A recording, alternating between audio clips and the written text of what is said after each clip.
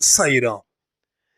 என் உயிரின் உயிரானவர்களே, இந்த புது சேனல் எதுக்காக ஸ்டார்ட் பண்ணது அப்படின்றதையும் சொல்கிறேன். நம்ம ஆல்ரெடி அன்பே சாயை தாண்டி இருக்கக்கூடிய சேனல்ஸில் எந்த ஒரு பதிவு நாம் போஸ்ட் பண்ணாலும் அது அடுத்த நிமிஷமே மாயமாக போயிடுது. இதனால் ப்ரேயர்ஸில் நம்மளால் கவனத்தை வைக்க முடியல. அதனால் யூடியூப்காரங்க கிட்ட நிறைய பேசணும். அவங்க அந்த ப்ராப்ளம் இருக்குது, இந்த ப்ராப்ளம் இருக்குது, சரி பண்ணிக்கிட்டு இருக்கோம், ஒன்றும் ப்ராப்ளம் இல்லை அப்படின்னு சொல்கிறாங்க. ஏன்னா பிரார்த்தனை ரொம்ப இம்பார்ட்டன்ட். மற்றது கூட பரவாயில்ல. இந்த மாதிரி பிரச்சனைகள் தொடர்ந்து வர தான் நாம் இந்த சேனலை க்ரியேட் பண்ணோம். இனி இந்த சேனலில் தான் பிரார்த்தனை நேரம் அப்படின்ற ஒரு ஸ்லாட்டு தினமும் நைட்டு 10 மணிக்கு உங்களுக்கு பப்ளிஷ் ஆகும். ஒருவேளை இரவு 10 மணிக்கு இந்த பிரார்த்தனையில் நீங்கள் கலந்துக்கலைன்னா அடுத்த நாள் காலையில் நீங்கள் பிரார்த்தனையில் கலந்துக்கலாம். அது கூட்டு பிரார்த்தனை கிடையாது. அந்த பிரார்த்தனையை பார்க்கும்போது நீங்கள் கேட்டுக்கோங்க. அதுக்கு எந்த நேரத்துலையும் நீங்கள் அந்த பதிவை கேட்டு பிரார்த்தனை செய்யலாம். கூட்டு பிரார்த்தனை செய்தாலும் ஒருவேளை ஸ்கிப் பண்ணிட்டீங்கன்னா, அது பண்ண முடியல அப்படின்னும் போது ஒரு சூழ்நிலை வரும்போது உங்களுக்கு எப்போ முடியுதோ அப்போ முடிச்சிருங்க. ஆக மொத்தம் நான் என்ன சொல்கிறேன்னா, எல்லோரும் இந்த பிரார்த்தனையில் நீங்கள் கலந்துக்கணும், அவ்வளோதான். பிரார்த்தனையில் கலந்துக்கிறவங்க ஒவ்வொருத்தவங்களுடைய பாவங்களும் சரியாகும். அடுத்தவங்களுக்காக நாம் சில விஷயத்தை செய்யும்போது நமக்கான உதவிகள் நமக்கு சொர்க்கத்தில் கிடைக்குது. சொர்க்கத்தில் ஒரு இடத்த உண்டு பண்ணணும். அப்போது சொர்க்கத்தில் ஒரு இடத்த உண்டு பண்ணணும் அப்படின்னா என்ன பண்ணணும்? ஒரு இடம் வாங்கணுன்னா காசு கொடுக்கணும். அதே போல் சொர்க்கத்தில் ஒரு இடம் வாங்கணுன்னா என்ன பண்ணணும்? நல்ல எண்ணங்களை விதைக்கணும். அப்போது பிரார்த்தனைகளை நீங்கள் பிறருக்கு தாராளமாக செய்யணும். யாருடைய பிரார்த்தனைகள், பெயர்கள், அவங்களோட பிரச்சனைகள் என்னன்றது தெளிவாக இருக்குது. அதனால் எந்த நேரத்துலையும் நீங்கள் அந்த பிரார்த்தனைங்க செய்யலாம். ஆனால் முடிச்சிருங்க. அடுத்த நாள் 10 மணிக்கு புது பிரார்த்தனை வர்றதுக்குள்ள இந்த பிரார்த்தனையை முடிச்சுட்டு அப்புறமா அந்த பிரார்த்தனைக்கு நீங்கள் வாங்க. அப்போ இன்றைக்கி என்ன நம்ம பேச போகிறோம் அப்படின்னா, இந்த சேனல் ஃபஸ்ட்டில் இருந்து மறுபடியும் வர்றது போல். அன்பே சாயின்றது ஒரு ஸ்கூல். இது ப்ரீகேஜி.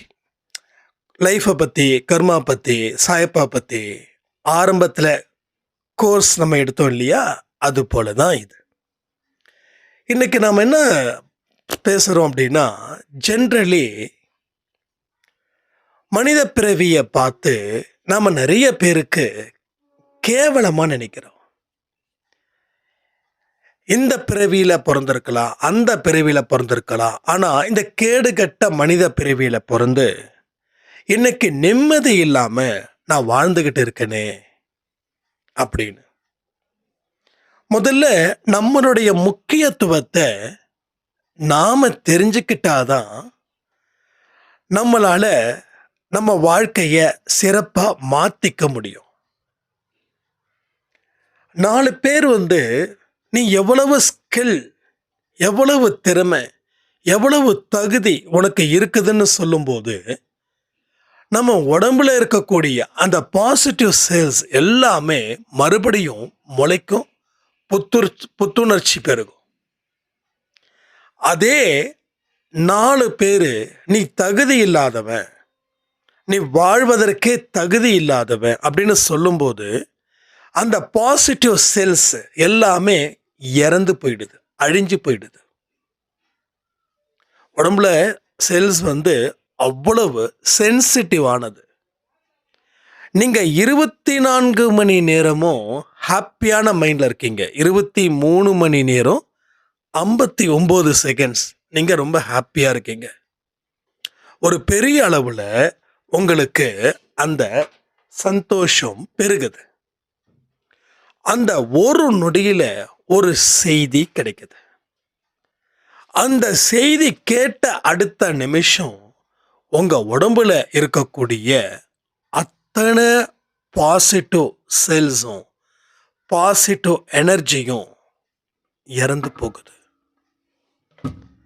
இறந்து போன உடனே என்ன நடக்குது அப்படின்னு பார்த்தீங்கன்னா, நமக்கு தலை சுத்தல், மயக்கம் அண்டு சட்டுன்னு லூஸ் மோஷன்ஸ் எல்லாமே அந்த ஒரு நிமிஷத்துக்கு குறைவா இருக்கக்கூடிய நேரத்தில் நடக்குது.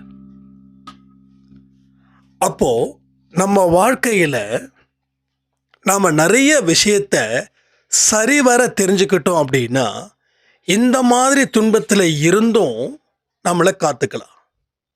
இன்னைக்கு நிறைய மனுஷங்களுடைய செல்ஸ் இறந்து போயிருக்குது. அது பிறக்கவே இல்லை. அது ஒட்டு மொத்தமாகவே மறைஞ்சு போயிடுச்சு, அழிஞ்சு போயிடுச்சு, இல்லை இறந்து போகுது. இதெல்லாம் மனிதனுக்கு மட்டும்தான் நடக்குது, வேற உயிரினத்துக்கும் இல்லை. இப்போ மனித பிறவி எடுக்கிறான் அப்படின்னா, இதுக்கு முன்னாடி அவன் பல லட்சம் பிறவிகளை எடுத்துதான் இறுதியாக மனித பிறவியை எடுக்கிறான். இது உண்மை, சித்தர்கள் சொன்னது. சித்தர்களை விட இங்க பெரியவங்க யாருமே இல்லை. ஆனா நாம சித்தருக்கு மேல நினைச்சு இந்த மனித பிறவியை கேவலமா பார்க்கிறோம். அப்ப அவங்க என்ன சொல்றாங்க, பல லட்சம் பிறவிகளை கடந்துதான் நீ மனித பிறவி எடுத்திருக்க. புல்லு பூண்டு, அது இது, மிருகம், பறவை, இது மாதிரி பல பிறவிகளை எடுத்து எடுத்து எடுத்து எடுத்து இறுதியில் மனித பிறவி. ஏன் மனித பிறவி இறுதி ஆக்குதுன்னா, ஞானத்தை அடைவதற்கு உண்டான ஒரே பிறவி மனித பிறவி மட்டும்தான். ஞானத்தை அடைவதற்கு உண்டான ஒரே பிறவி மனித பிறவி மட்டும்தான். அப்போ இந்த மனித பிறவில ஏன் துன்பங்கள் வருது? துன்பம் வரவங்க தான் இந்த மாதிரி ஏண்டா இந்த பிறவி எடுத்தோம், அதுக்கு பேசாம வேற மாதிரி பிறவியை எடுத்திருக்கலாமே அப்படின்னு நினைக்கிறாங்க. வாழ்க்கையில சந்தோஷத்தை அடைஞ்சவன் அதை நினைக்கல. வாழ்க்கையில துன்பத்தை அடைஞ்சவன் தான் இதை தொடர்ந்து சொல்லிக்கிட்டே இருக்கான். சரியா இல்லையா? கமெண்ட் பண்ணுங்க. அப்போ இதை சரியா புரிஞ்சுக்கணும். நம்மளுடைய செயல், எண்ணம், ஆசை, இந்த 3 விஷயங்கள். இது செயல், எண்ணம், ஆசை. இதுதான் ஒரு கர்ம பதிவாக மாறி ஆற்றலை சேமிக்குது. அது ஆற்றலை வெளிப்படுத்தும் போது ஒன்று வாழ்க்கையில் நல்லது நடக்குது, இல்லை வாழ்க்கையில் கெட்டது நடக்குது. அப்போ நம்மளுடைய செயல், எண்ணம், புத்தி, இது மாதிரி சில விஷயங்களை நம்ம அலசி ஆராய்ச்சி பண்ணும்போது எதெல்லாம் துன்பங்கள் வந்திருக்குதோ அதை அறவே நீக்கிட்டு, எதெல்லாம் இன்பங்கள் வருவதற்கு உண்டான வழிகள் இருக்குதோ அதை சேமித்து வைக்கும்போது பிறவியை கூட நம்ம எளிதில் கடக்கலாம். பிறவி இல்லாத ஒரு வாழ்க்கையை நாம வாழலாம். அதாவது தவறான புரிதல் தான் எல்லா கஷ்டத்திற்கும் காரணம். மனுஷன் தன்னை பத்தி என்ன புரிதல் வச்சிருக்கான், தான் மதிக்கணும் அப்படின்னா இதெல்லாம் செய்யணும்னு ஒரு தவறான புரிதலை வச்சிருக்கான். என்ன 4 பேர் மதிக்கணும், அப்போ மதிக்கிற அளவுல வாழணும்னா அவன் எண்ணங்களை சுத்தப்படுத்தலை. அவன் காரு, பதவி, புகழ், செல்வம், இதையெல்லாம் இருந்தாதான் என்ன மதிக்கிறாங்க. நான் வாழ்க்கையில் ஒரு சேஃபான ஒரு இடத்துல நான் இருக்கணும்னா நான் சம்பாதிக்கணும். அப்போதான் வாழ்க்கையில் இறுதி நாள் நான் சந்தோஷமாக இருக்க முடியும்னு தவறான புரிதலை புரிஞ்சு வச்சுக்கிறான். அப்போது அவன் 40-50 வயசு வரைக்குமே கஷ்டப்படுறான், மன அழுத்தத்தையும் அதிகமாக ஏற்படுத்திக்கிறான், சீக்கிரமாக இந்த உலகத்தை விட்டு போகிறான். அவனுடைய எண்ணம் நிறைவேறவே இல்லை. வாழ்க்கையோட இறுதி பகுதியில் சந்தோஷமாக இருக்கணும்னு ஒரு தப்பான புரிதலோட இந்த நாளை இந்த நொடிய அவன் பாழ்படுத்திக்கிட்டு அவனையும் மாய்த்து கொள்கிறான். இறுதியில் அவன் சம்பாதித்து வைத்தது அவனுடைய வாரிசு அதை அனுபவிக்குது. அளவுக்கு மீறி காசு இருக்கும்போது அந்த வாரிசு என்ன பண்ணுது தெரியுமா? நாம ஏன் உழைக்கணும்? அதான் என்னுடைய அப்பா சேர்த்து வச்சுட்டாங்களே, அதான் என்னோட அம்மா சேர்த்து வச்சுட்டாங்களே, இனி எனக்கு சந்தோஷந்தான் அப்படின்னு சொல்லி தவறான வழியில் ஈடுபட்டு அந்த சேர்த்து வைத்த அத்தனை செல்வங்களும் வாரிசுகளால் பாழாக்கப்படுகிறது. இதை நான் சொல்லி தெரிய வேண்டியதில்லை. இன்னைக்கு உலகத்தில் இருக்கக்கூடிய அத்தனை மனிதர்களும், கஷ்டங்கள் இல்லாமல் இருக்கக்கூடிய அத்தனை மனிதர்களும் கிட்டத்தட்ட 80% தவறான வழியில தான் வாழ்ந்து கொண்டு இருக்கிறார்கள். அப்போ நீ இந்த ஜென்மத்திலேயே நீ சொர்க்கத்தை பாரு. இந்த ஜென்மத்தில் நல்லதை விதைச்சிக்கிட்டே இரு.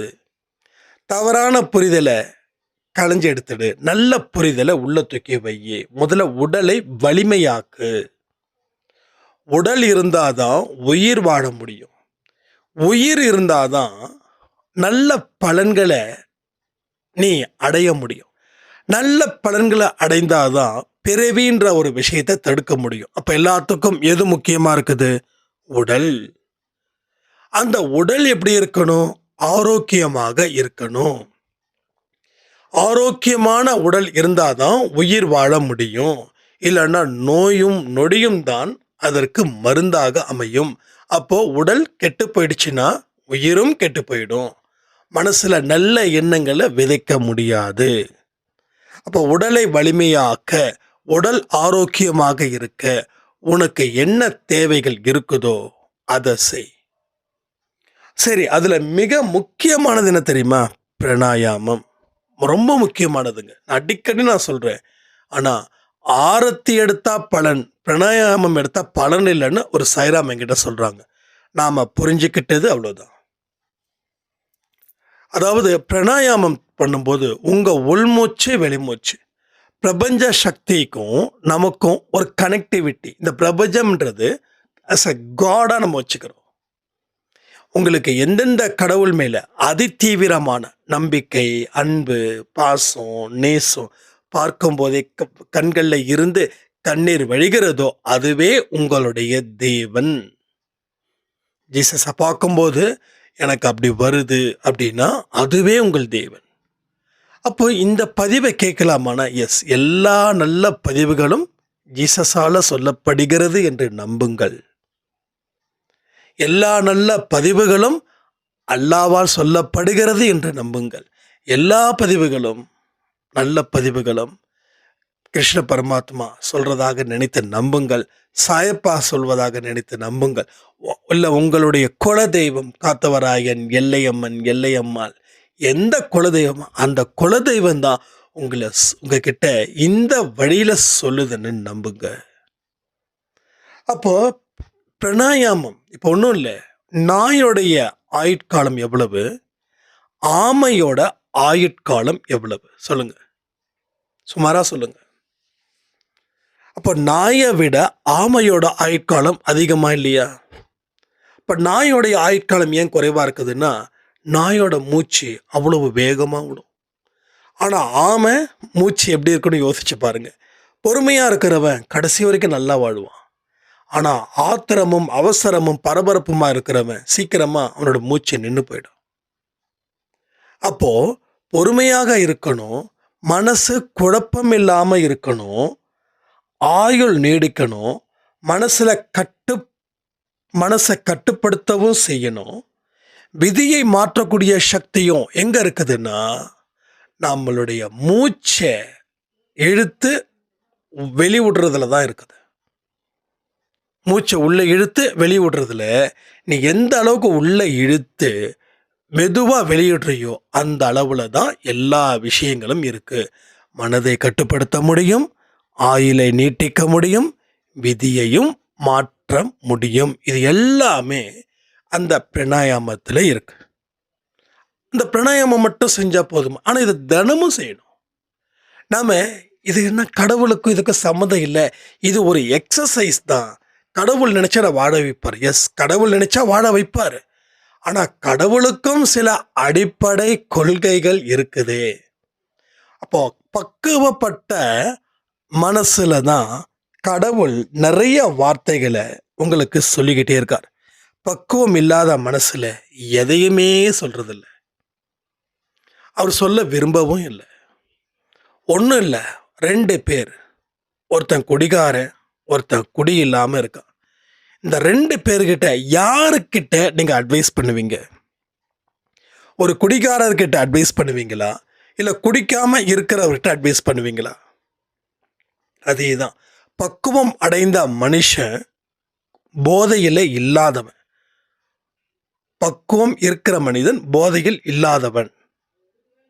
பக்குவம்னா என்னன்னு தெரியாதவன் போதையில் இருக்கிறவன். அப்ப நம்ம மனசு பக்குவப்பட்ட மனதாக இருந்தால் மட்டுமே அவர் நமக்கு சரியான இடத்துல பலர் மூலமா அறிவுரை சொல்லுவார். அது அன்பே சாயா இருக்கட்டும், இல்லை வேற யாராவது இருக்கட்டும், இல்லை உங்க குழந்தைங்களா இருக்கட்டும், இல்லை ரோட்டில் யாராவது ஒருத்தவங்க உங்ககிட்ட ஏதாவது ஒன்று பேசிட்டு போறதா இருக்கட்டும், இது எல்லாமே கடவுள் அந்தந்த வழியில உங்களுக்கு கொடுப்பார். இப்பயும் சொல்றேனே, 24 மணி நேரமும் கடவுள் உங்களுடனே தான் இருக்கிறார். அதை நீங்க உணரணும்னா உங்க மனசை பக்குவப்படுத்தினாதான் அதை செய்ய முடியும். அதனால இதை எல்லாத்தையும் புரிஞ்சுக்கோங்க. உங்க வாழ்க்கையில அடிப்படை தேவைகள் என்ன அப்படின்றது முக்கியம். உடல் ஆரோக்கியம், உயிர், நீண்ட காலம் வாழணும். எதற்காகனா அப்பதான் ஆன்மீகத்துல ஒரு சாகசத்தை பண்ண முடியும். ஒவ்வொரு ஜென்மமும் இப்படிப்பட்ட ஒரு விதியை நமக்குள்ள ஏற்படுத்திக்கிட்டா இனி வரக்கூடிய ஒரு ஜென்மத்திலையும் நமக்கு நல்லதே நடக்கும்னு சொல்லி இந்த பதிவை நான் முடிக்கிறேன். ஜெய் சாய்ராம்.